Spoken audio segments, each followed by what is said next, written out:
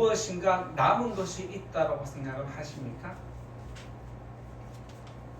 이것은 여러분들이 개인적으로 생각할 때 이것은 내가 열심히 한 만큼 남았다라고 생각하면 기분이 좋아집니다.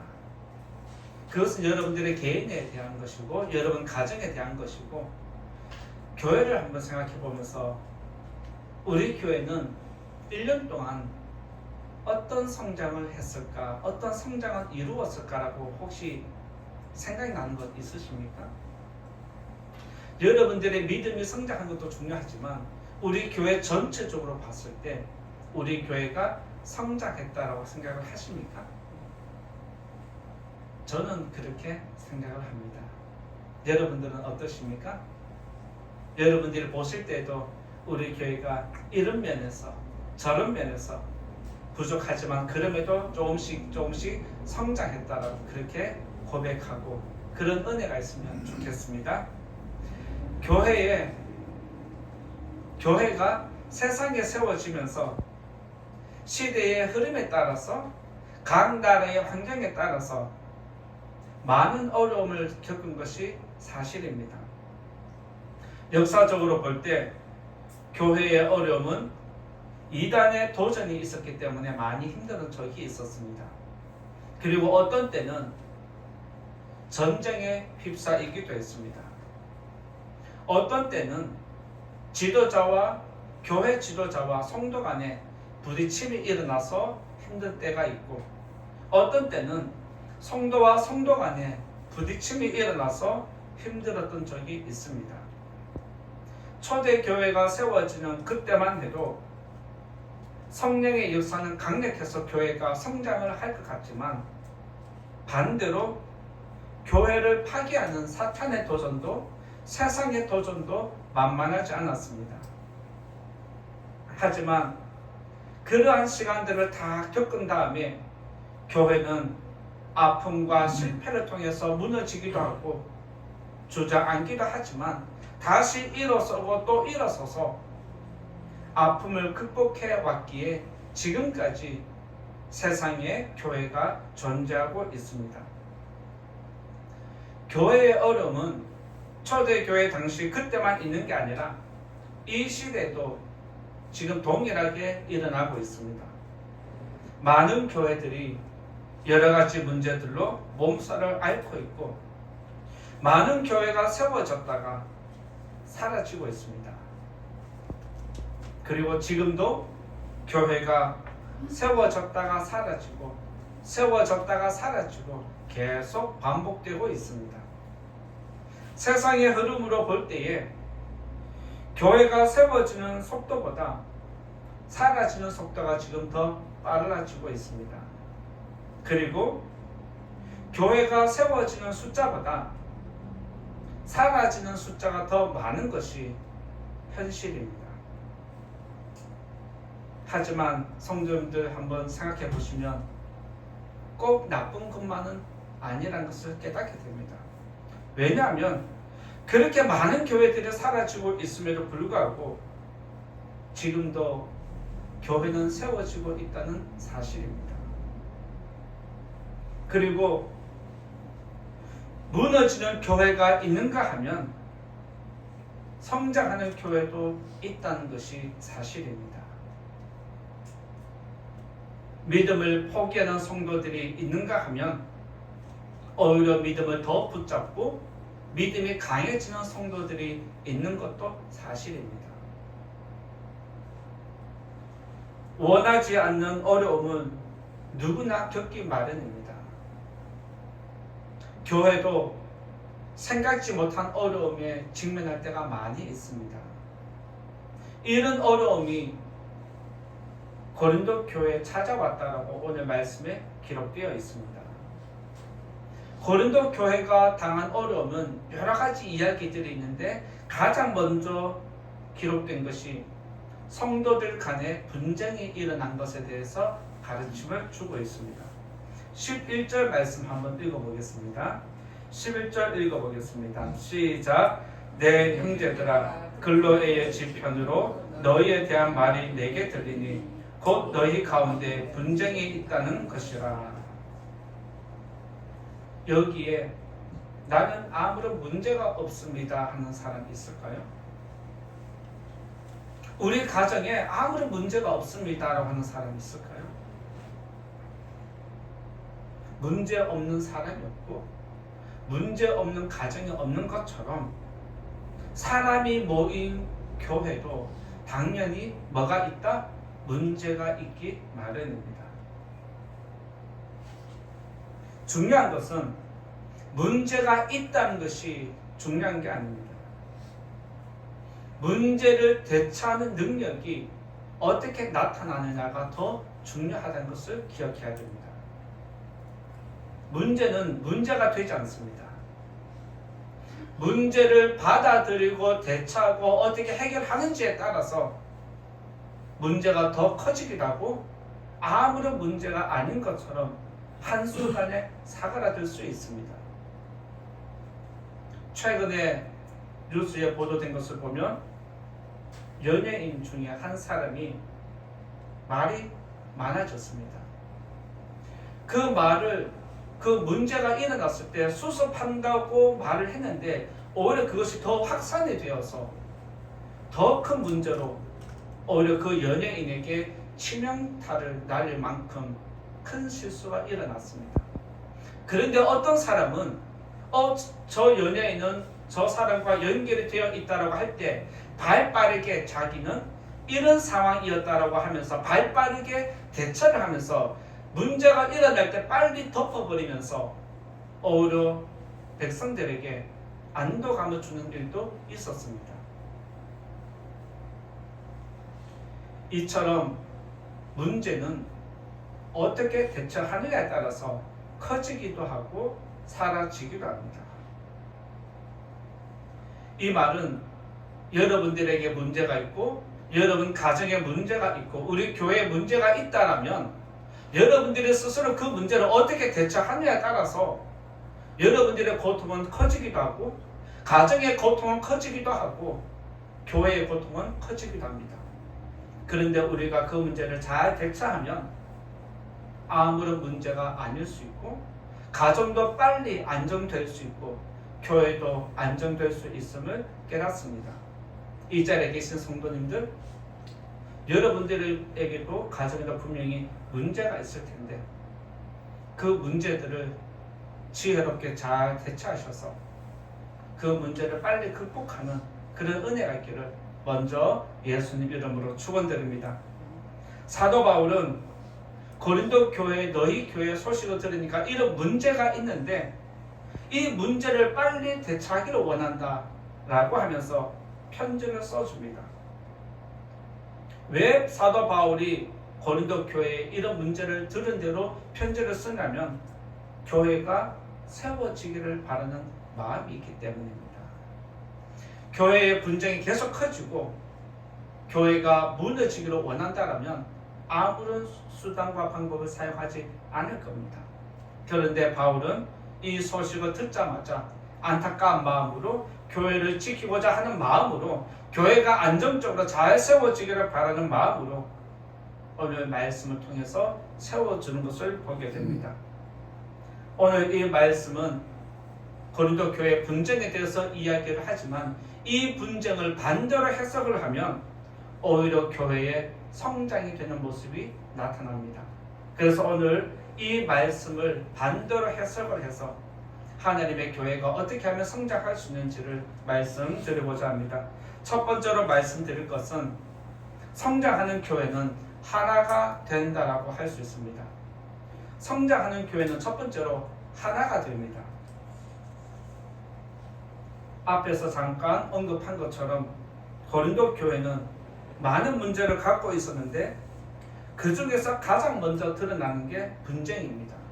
그것은 그만큼 심각하다는 뜻입니다. 그리고 이 분쟁은 교회를 바로 지금 깨트릴 수 있는 분쟁이기 때문에 빨리 가장 먼저 서론으로 사도 바울이 제안을 하는 것을 보게 됩니다. 그리고 고린도 교회에 일어난 이 분쟁은 어떤 일을 하다가 생각이 달라서 의견 충돌이 일어난 그런 분쟁이 아닙니다. 고린도 교회에서 일어난 분쟁은 영적인 문제에서 시작되었습니다. 고린도 교회가 속해 있는 지역은 헬라 문화의 영향을 받았습니다. 헬라 문화가 어떤 것이냐면 어떤 스승에게 교육을 받았느냐에 따라서 사회 진출이 빠르기도 하고 신분적으로 상승하기도 하고 세상에 나가면 대우가 달라집니다. 유명한 스승에서 내가 배웠다라고 하면 나는 누구의 제자입니다라고 하면 그것만으로도 그 사람은 사회적으로 인정받는 지위에 속했습니다.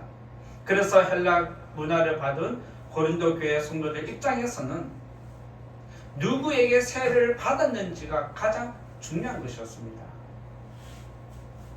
내가 누구에게 세례를 받았는지에 따라서 교회에서 지위가 달라지고 교회에서 명예가 드러나고 교회에서 내 자리가 확고해지기 때문에 그들은 헬라 문화를 그대로 가지고 와서 교회에다가 자기 믿음 생활에 적용한 것을 보게 됩니다. 그들은 예수님의 직계 제자인 사도들에게 세례 받았다는 것을 착각했습니다. 그 영광을 잊어버렸습니다. 고린도 교회 성도들은 내가 지금 초대교회 성도라는 그 영광도 버렸습니다. 예수님의 직계 제자인 사도들에게 세례 받았고 초대교회 성도라는 이 영광을 그들은 가볍게 여긴 것입니다. 이 말은 그들은 아직 믿음이 성숙하지 못했다는 뜻이기도 합니다. 헬라 문화에 오랫동안 길들여져서 살아오던 사람이 예수님 믿었다라고 해서 한 번에 그 생각이 다 바뀝니까? 그렇지 않습니다. 여러분들도 예수님을 어릴 때부터 믿기 시작했으면 교회 문화에 익숙해져 있기 때문에 그런가 보다 하고 따라오지만 믿음 생활을 어릴 때부터 하지 않았던 사람들, 세상에서 30년, 40년 살던 사람이 갑자기 교회에 왔다라고 해서 예수님 믿는다라고 해서 생각이 모든 것이 확 바뀌어서 믿음으로 완전히 바뀌는 것은 아닙니다. 세상의 생각과 문화가 내 몸에 배어있기 때문에 그것이 관리되지 않으면 서서히 내 믿음 생활에 내 교회 안에 나타난다는 사실입니다. 그런 모습이 고린도 교회 성도들에게도 동일하게 나타났습니다. 그래서 그들은 나는 누구에게 세례 받았다. 이것이 그들에게는 큰 영광이었습니다. 그들은 나는 누구에게 세례 받았다라고 하면서 그 사람을 중심으로 모이기 시작했습니다.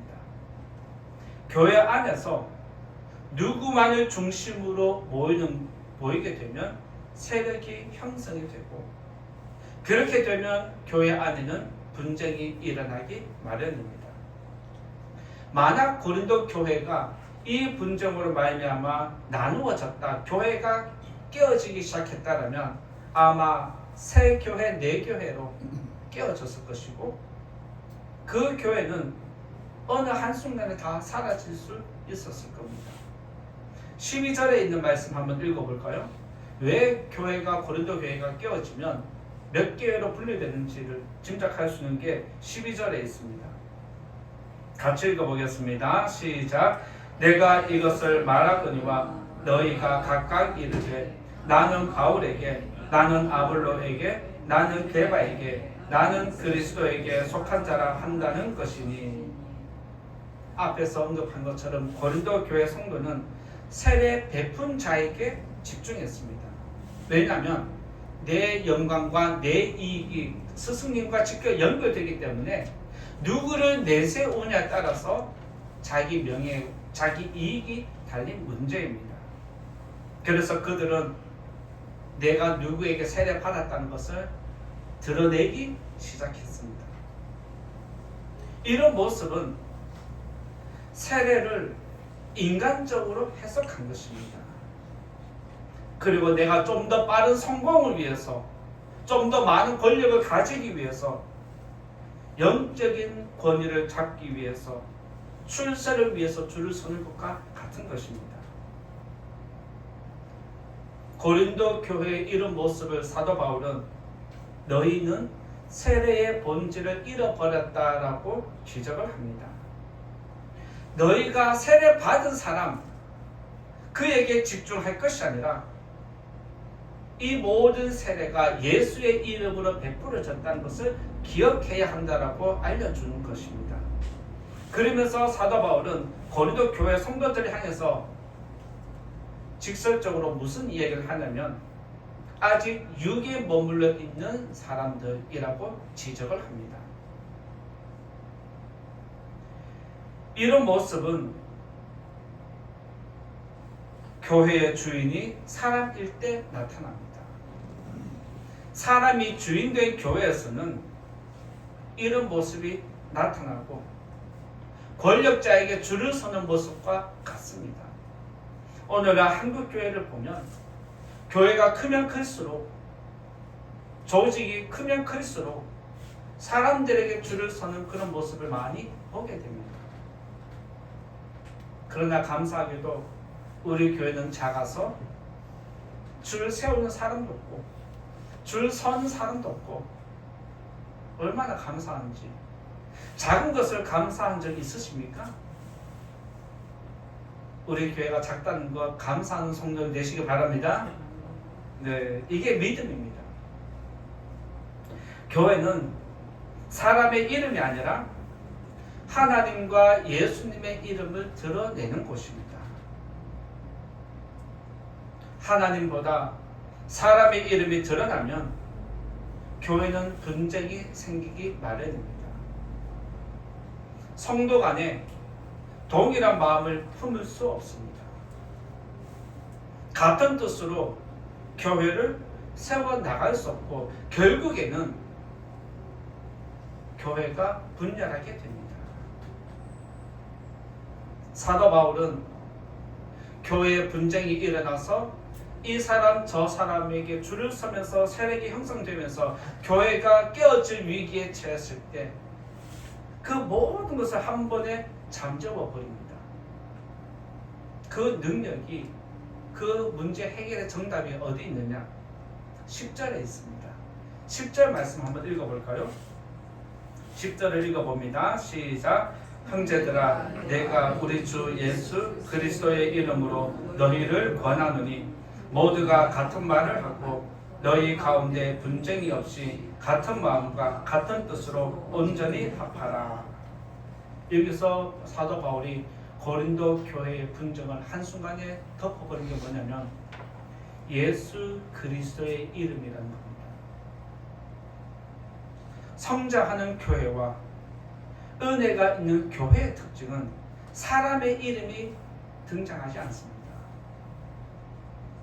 예수의 이름이, 하나님의 이름과 은혜가 드러나는 것이 성장하는 교회의 특징입니다.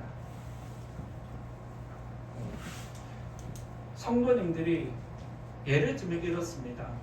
식당에 가면 교회 다니는 분들이 또 친한 분들을 만나서 단체로 하다 보면 말이 많습니다. 그래서 어떤 식당에 단체로 30명, 50명 들어가면 일반 손님들이 있을 때 교회 분들이 들어가면 굉장히 왁자지껄해집니다. 혹시 경험하신 적 있으신가요?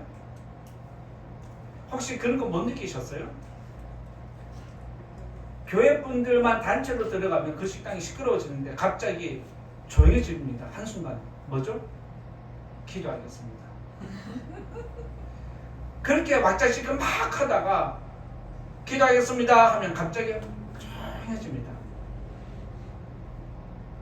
바로 사도 바울은 고린도 교회가 분쟁으로 시끄러워질 때 예수의 이름으로 그 분쟁을 덮어버립니다. 일을 하다 보면 생각이 다르고 방향이 다르기 때문에 분쟁이 일어날 수 있습니다. 마찰이 일어날 수 있습니다. 부딪힘이 일어날 수 있습니다. 그런데 성장하는 교회의 모습을 보면 그런 중에도 서로의 다름을 인정해 줍니다. 그리고 조율하면서 협력해 가는 모습이 나타납니다. 교회를 생각하는 사람은 생각이 달라도 예수님을 생각하고 교회를 생각해서 한 번 더 자기의 생각과 뜻을 멈추고 포기하기도 합니다. 이 자리에 계신 성도님들, 지난 한 해 동안 여러분들은 여러분 자리에서 열심히 사역해 오셨습니다. 그때 여러분들은 사역하면서 누군가와 부딪힘이 일어났을 때 어떻게 대처를 하셨습니까? 제가 우리 교회 목회 사역을 돌아볼 때 1년 동안 다양한 사역이 있었지만 모든 성도님들이 한 마음으로 협력해 준 것을 보았습니다. 물론 여기는 다툼이 없었다고 말하는 게 아닙니다. 마찰은 있지만 그럼에도 그 안에서 협력하는 모습을 보면서 우리 교회가 이렇게 성장해 가고 있구나. 다름을 어떻게 해결해 가는 능력을 보면서 우리 교회가 또 성도님들이 이렇게 성장하고 있구나 하는 것을 깨닫게 되었습니다. 따라서 저는 이번 설교를 준비하면서 하나님, 우리 교회를 1년 동안 성장시켜 주신 것을 감사합니다라고 고백하면서 이 말씀을 준비하면서 또 먼저 은혜를 받고 감사했습니다. 지금까지 어려움 중에도 힘든 가운데서도 하나님과 교회를 위해서 묵묵하게 섬겨주신 성도님들에게 하나님의 위로가 있고 은혜 베푸시기를 예수님 이름으로 축원드립니다. 두 번째로 성장하는 교회는 자신을 낮춘다라고 할 수 있습니다. 두 번째로 성장하는 교회는 자신을 낮추는 모습이 나타납니다. 14절에 있는 말씀으로 말씀드리고자 하는데 14절 같이 읽어보겠습니다. 14절 시작. 나는 그리스도와 가이오 외에는 너희 중 아무에게도 내가 세례를 베풀지 아니한 것을 감사하노니.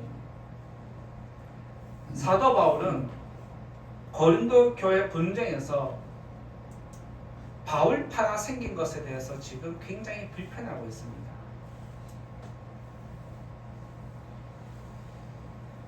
나는 너희들에게 세례를 베푼 거 기억나지 않는다.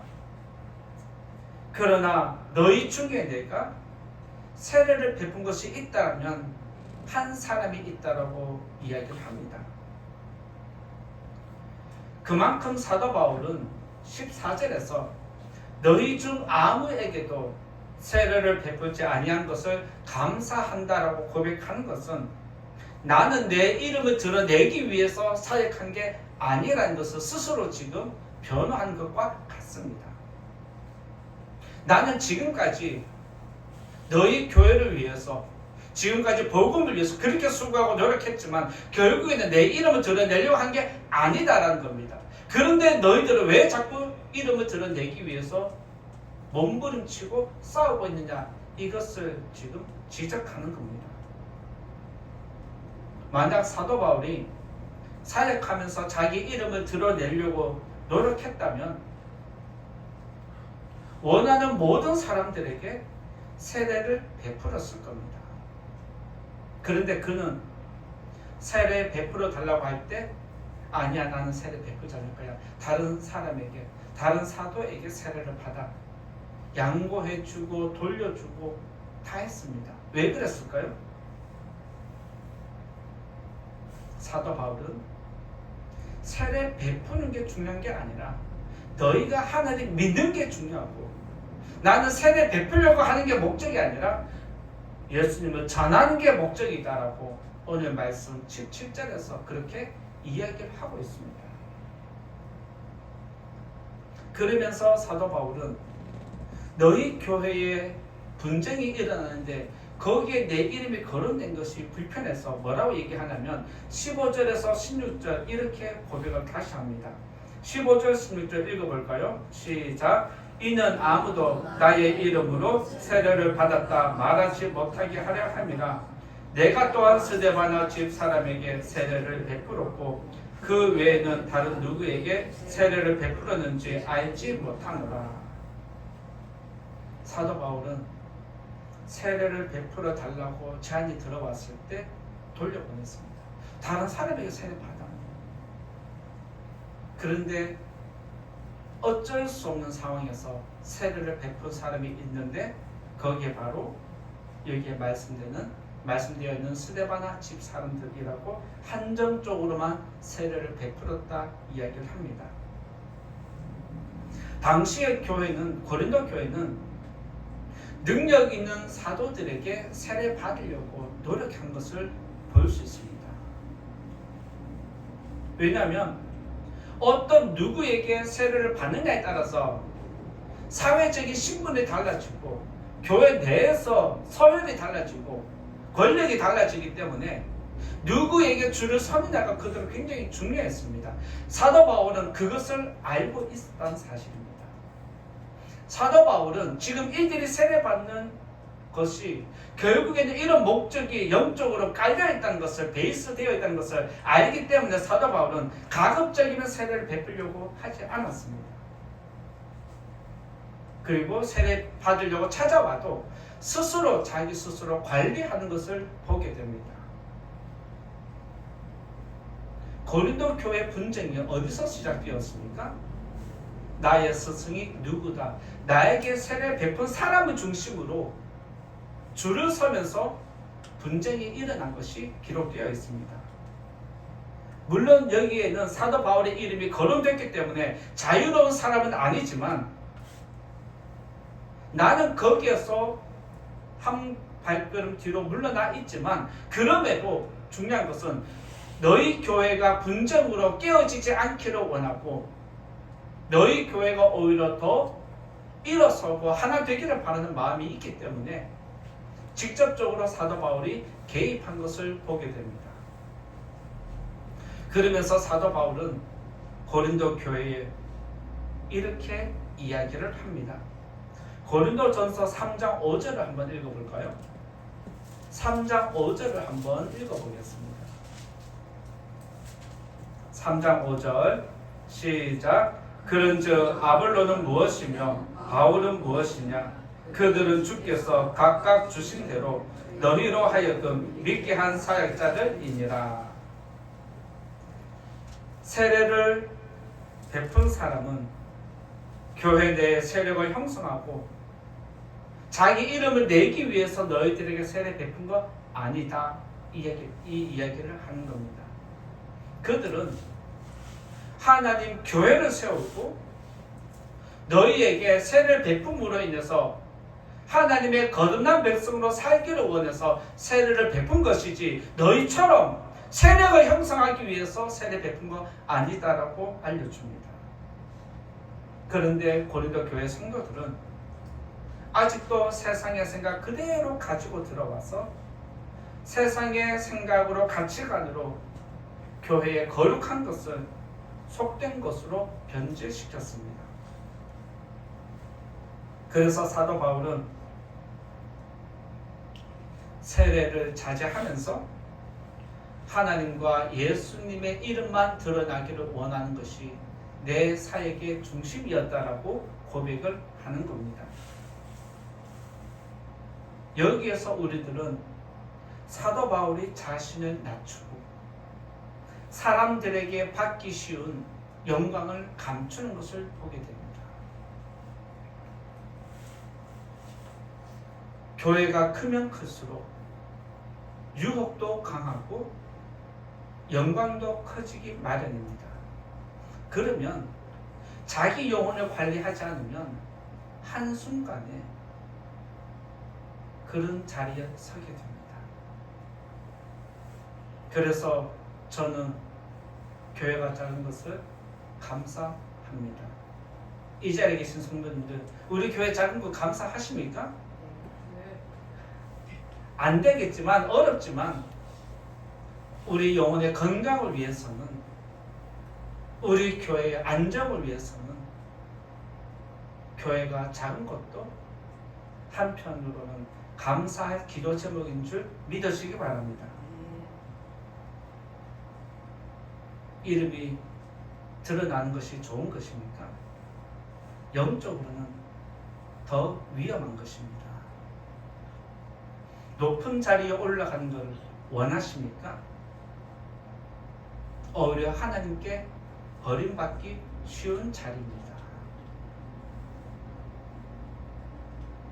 이처럼 우리는 사도 바울처럼 자신을 낮추는 성도가 되어야 되고, 자신을 낮추는 교회가 되어야 합니다. 한 해 동안 사역하면서 우리 교회가 성장해 올 수 있었고, 분쟁 없이 이 자리까지 온 것은 자기 이름을 낮추고 감추면서 다른 사람을 세워주고 섬겨주는 모습이 있었기 때문입니다. 지금까지 자신을 낮추고 교회를 섬긴 성도님들, 앞으로도 이런 아름다운 모습이 우리 교회 가운데 많이 일어나기를 부탁을 드립니다. 그리고 지금까지 낮은 자리에서 하나님과 교회를 섬겨주신 성도님들, 하나님이 꼭 은혜 베푸시기를 예수님 이름으로 축원드립니다. 세 번째로 성장하는 교회는 하나님을 드러낸다라고 말씀드릴 수 있습니다. 세 번째로 성장하는 교회는 하나님을 드러냅니다. 사도 바울의 사역은 처음부터 끝까지 하나님과 교회에 집중되어 있습니다. 그런데 고린도 교회에 분쟁이 일어났다는 소식을 듣자마자 그들에게 편지를 쓰면서 빨리 이 아픔을 딛고 일어나라, 교회가 흔들리지 않고 성장하기를 원한다라고 이야기를 하는 겁니다. 그러면서 사도 바울은 고린도 교회에 어떤 길을 제시하냐면 이렇게 길을 제시합니다. 3장 7절에 있는 말씀입니다. 고린도전서 3장 7절에 있는 말씀, 사도 바울이 고린도 교회에 제시하는 길을 한번 보겠습니다. 시작. 그런즉 심는 이나 물 주는 이는 아무것도 아니로되 오직 자라게 하시는 이는 하나님뿐이니라. 여기서 뭐라고 결론을 맺습니까? 자라게 하시는 이는 오직 하나님뿐이다, 하나님뿐이다라고 그렇게 단정적으로 이야기를 하고 있습니다. 잘 아시듯이 우리가 세례를 베풀면 누구의 이름으로 세례를 베풉니까? 성부와 성자와 성령의 이름으로 세례를 베풉니다. 여기에 목사 김일국의 이름이 들어가지 않습니다. 인간의 이름이 들어가 있지 않은데 고린도 교회는 성부, 성자, 성령의 이름을 덮어놓고 세례 베푼 사람의 이름만 기억했던 것이 문제였습니다.